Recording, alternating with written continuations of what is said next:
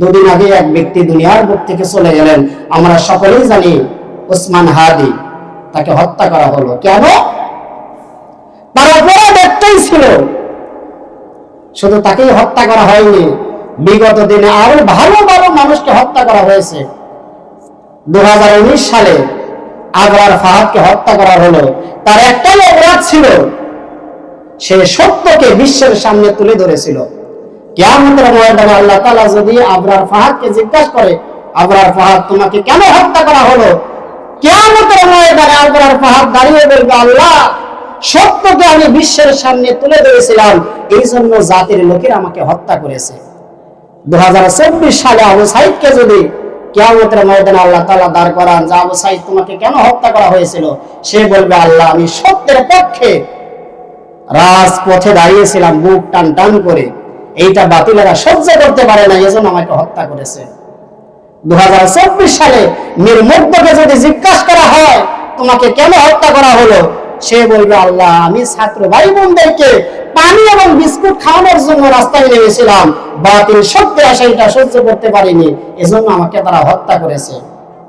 এরপরে যদি বলা হয় ওসমান হাদি তোমাকে কেন হত্যা করা হলো, সে একটা কথাই বলবে, আমি আমার সমাজটাকে কোরআন দিয়ে হাদিস দিয়ে পরিবর্তন করতে চেয়েছিলাম, মানুষকে সত্যের পথে আনতে চেয়েছিলাম, এইটা বাতিলরা, টেন্ডারবাজরা, চাঁদাবাজরা এইটা সহ্য করতে পারে নাই, এই জন্য আমি ওসমান হাদিকে তারা হত্যা করেছে।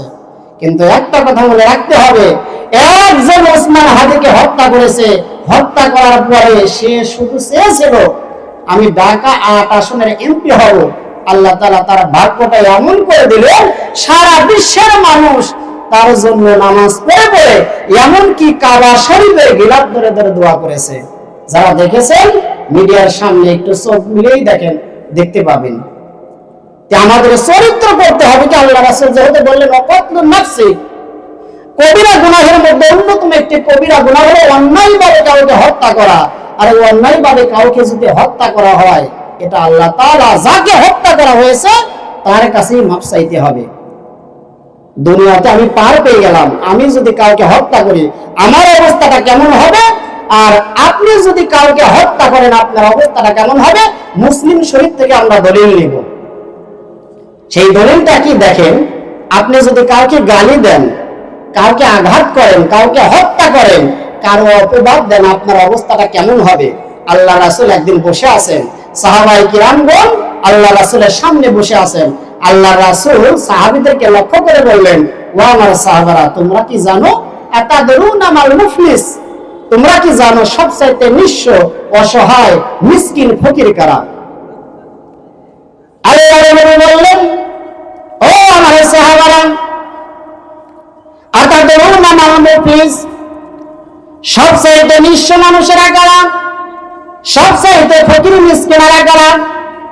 আল্লাহর নবী সাহাবীরা বললেন, ক্বালু ইয়া রাসূলুল্লাহ, হে আল্লাহর রাসূল, আমাদের বুদ্ধি দিয়ে বিবেক দিয়ে বলছে, আল-মুফলিসু ফীনা মান লা দিরহাম লাহু ওয়ালা মাতাআ, হে আল্লাহর রাসূল, দুনিয়ার মধ্যে যার কাছে টাকা নাই, পয়সা নাই, ধন সম্পদ নাই, গাড়ি বাড়ি নাই, তারাই হচ্ছে সবচাইতে অসহায় মানুষ, ফকির মানুষ।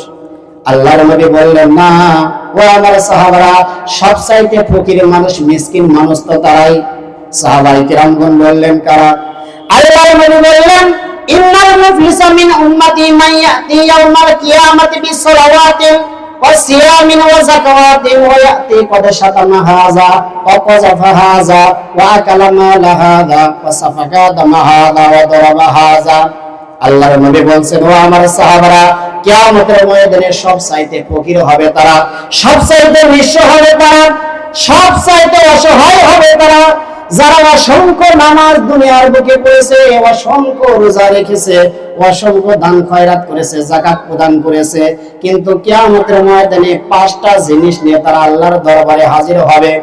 তার মধ্যে 1 নাম্বার অপরাধ হলো ওয়ায়াতি ক্বাদ শাতামা হাযা, দুনিয়ার বুকে বেঁচে থাকা অবস্থায় সে কাউকে গালি দিয়েছে। এই যে আমরা মানুষকে গালি দেই, আমরা মনে করি একটা মানুষকে গালি দিয়েছে, এটা সাধারণ ব্যাপার, এটা কি গুনাহ হতে পারে?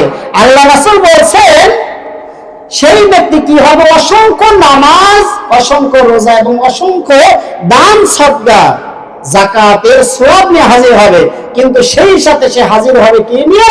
ওয়াদ শাতামা হাযা, ওই নামাজ আদায়কারী ব্যক্তি কাউকে গালি দিয়েছে। ওয়াদ শাতামা হাযা, কাউকে গালি দিয়েছে, এইটা হচ্ছে 1 নম্বর অপরাধ। 2 নম্বর অপরাধ হলো ওয়াকাযাফা হাযা, কারো অপবাদ করেছে। অনেক সময় আছে না, চায়ের দোকানে বসে একজন একটা অপরাধ করেছে, মুসলমানদের আদর্শ হলো একজন মানুষ যদি অপরাধ করে সেটা ঢেকে রাখা, ঢেকে না রেখে সে কি করে? চায়ের স্টলে বসে সমস্ত কিছু যেটা করেছে সেটাও বলে, আর যেটা করে নাই সেটাও বলে।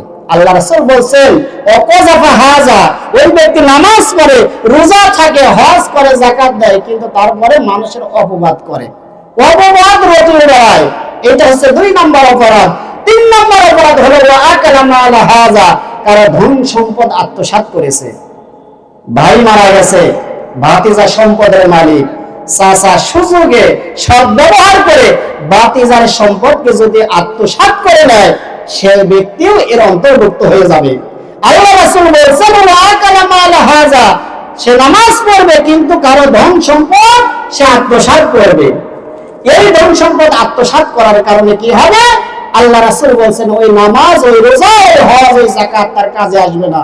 এরপরে কি হবে? ওয়াসাফাকা দামা হাযা, 4 নম্বর অপরাধ হলো কোন ব্যক্তিকে হত্যা করেছে।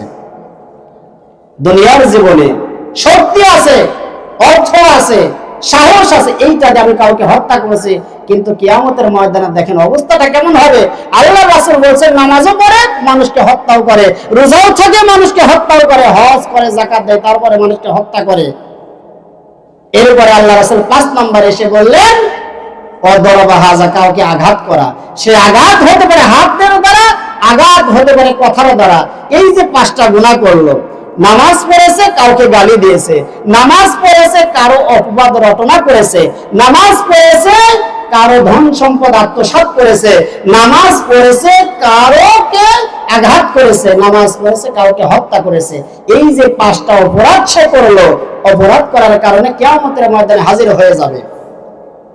আরেকবার আল্লাহর নবী বললেন ও আমার সাহাবারা, এই 5টা গুনাহের কারণে কিয়ামতের ময়দানে রব্বুল আলামিন যাকে হত্যা করেছিল সে দাঁড়িয়ে যাবে, আল্লাহর কাছে বিচার চাইবে, আল্লাহ গো দুনিয়ার বুকে আমাকে এই ব্যক্তি হত্যা করেছিল, আজকে আমি এর বিচার চাই, দুনিয়ার মধ্যে সঠিক বিচার আমি পাই নাই, তুমি সঠিক বিচার করে দাও। আল্লাহ তাআলা বলবেন ও বান্দা, এই ব্যক্তিকে তুমি হত্যা করেছিলে, এর তুমি ফয়সালা করে দাও, এর তুমি জরিমানা দাও। যে আইনটা আমি করে দিলাম সেই আইন অনুযায়ী এই ব্যক্তির যে জরিমানার টাকা হয় সেইটা তুমি দিয়ে যাও। হত্যাকারী ব্যক্তি বলবে আমার কাছে কোনো টাকা নাই, পয়সা নাই, আমি একজন নিঃস্ব মানুষ। আল্লাহ তাআলা বলবেন আমি জানি তোমার কাছে টাকা নাই, পয়সা নাই, কোনো ধন সম্পদ নাই, কিন্তু একটা জিনিস আছে, সেই জিনিসটার নাম হচ্ছে তোমার সওয়াব। তুমি নামাজ পড়েছো, রোজা থেকেছো, ইসলাম ধর্মের প্রত্যেকটা বিধি বিধান কম বেশি মেনে চলেছো, এই যে সওয়াবগুলো হয়েছে যাকে হত্যা করেছে তাকে দিয়ে দাও। আল্লাহর নবী বলেন ওই ব্যক্তি সমস্ত সওয়াবগুলো আস্তে আস্তে দিতে থাকবে, দিতে দিতে এমন অবস্থা হবে সমস্ত সওয়াবগুলো তার ফুরিয়ে যাবে। এরপর অপর ব্যক্তি এসে বলবে তুমি আমাকে গালি দিয়েছিলে, আজকে আমার হিসাবটা মিটিয়ে দাও। আল্লাহর নবী বললেন তার কাছে কোনো সওয়াব থাকবে না। রব্বুল আলামিনকে বলবেন রব্বুল আলামিন আমার কাছে আর কোনো সওয়াব নাই, এখন আমি কি করব? আল্লাহ তাআলা বলবেন যাদেরকে গালি দিয়েছিলে, যার অপবাদ রটনা করেছিলে, যাকে হত্যা করেছিলে, যার ধন সম্পদগুলো আত্মসাৎ করেছিলে, যাকে প্রহার করেছিলে, আঘাত করেছিলে, তার যেই গুনাহ আছে সেই গুনাহগুলো এখন তোমার কাঁধে নিয়ে তুমি জাহান্নামের দিকে চলে যাও। এই জন্য আমরা মনে করছি কাউকে যদি আমরা সামান্য একটা গালি দেই এটা আমাদের জন্য কিছুই হবে না, কাউকে যদি অপবাদ দেই এটা আমাদের জন্য কিছুই হবে না, কারো ধন সম্পদ যদি আত্মসাৎ করি এটা আমাদের জন্য কিছুই হবে না, কাউকে যদি আঘাত করি, কাউকে যদি হত্যা করি আমাদের কিছুই হবে না। কিন্তু কিয়ামতের ময়দানে রব্বুল আলামিন সবার সামনে বলবেন ইয়াকবিদুল্লাহুল আরদা ইয়াওমাল কিয়ামা ওয়া ইয়াকবিস সামা বিয়ামিনিহি আনাল মালিক আইনা মুলুকুল আরদ। হাসরের ময়দানে আল্লাহ তাআলা চেয়ারে বসবেন, সিংহাসনে বসবেন। হাদিস শরীফের মধ্যে এসেছে আল্লাহর নবী বলেছেন, গোটা পৃথিবীকে আল্লাহ তাআলা এইরকম হাতের মুঠের মধ্যে নেবেন। সারা পৃথিবী আল্লাহ তাআলা এইরকম হাতের মধ্যে এক মুষ্টির মধ্যে নেবেন। নেবার পরে কি করবেন? এই যে আমরা যে পৃথিবীর মধ্যে আছি, এই পৃথিবীটা হাতের মধ্যে নেওয়া হলো। নেওয়ার পরে মাথার উপরে যে আসমান দেখা যায়, আল্লাহর রাসূল বলেছেন ওয়ায়াতবিস সামাআ বিয়ামিনিহি, 7 তবক আসমানকে আল্লাহ তাআলা ডান হাতে এরকম পেঁচিয়ে নেবেন। একটা মানুষ যেমন গামছা হাতে পেঁচিয়ে নেয়, একটা দড়ি হাতে পেঁচিয়ে নেয়, আল্লাহ তাআলা এই গোটা পৃথিবীকে আগে এরকম মুঠের মধ্যে নেবেন। এরপরে আসমানকে হাতের মধ্যে পেঁচিয়ে নেবেন। পেঁচানোর পরে আল্লাহ তাআলা বলবেন আনাল মালিক, আজকে আমি হাসরের দিবসের মালিক। আইনা মুলুকুল আরদ, দুনিয়ার রাজা বাদশারা কোথায়? তাদের বিচার আজকে আমি করব। দুনিয়ার জীবনে বেঁচে থাকা অবস্থায় টাকার লোভে পড়ে, সম্পদের লোভে পড়ে, অর্থের লোভে পড়ে তোমরা হক বিচার তোমরা করো নাই, কিন্তু আমি আল্লাহ তাআলা আজকে হক বিচার করব। আজকে তোমরা কোথায়? আইনাল জাব্বারুন, আইনাল মুতাকাব্বিরুন, যারা দাম্ভিক অহংকারকারীরা কোথায়? আজকে তাদের বিচার আমি আল্লাহ তাআলা নিজ হাতে করব। কাউকে ছাড় দেবেন না, কে ধনী কে ফকির, কাউকে আল্লাহ তাআলা ছাড় দেবেন না। তাই আজকে ওসমান হাদিকে যারা হত্যা করেছে, শহীদ আবু সাইদকে যারা হত্যা করেছে, মাহমুদুর রহমান মীর মুগ্ধকে যারা হত্যা করলো, আমার ভাই আবরার ফাহাদকে যারা হত্যা করেছে, কিয়ামতের ময়দানে আল্লাহ তাআলা নিজেই চেয়ারে বসে বলবেন আনাল মালিক আইনা মুলুকুল আরদ। দুনিয়ার মধ্যে ন্যায় বিচার পাওনি, কিন্তু আজকে আমি আল্লাহ তাআলা ন্যায় বিচার করব। এজন্য আমাদের সাবধান হয়ে যাইতে হবে। কোন ধরনের হত্যার মধ্যে যাওয়া যাবে না, পিতা মাতার অবাধ্য হওয়া যাবে না, আল্লাহর সাথে কাউকে শরীক করা যাবে না, আর মিথ্যা কোনো সাক্ষী দেওয়া যাবে না। এটা হলো হাদিসের মূল ব্যাখ্যা।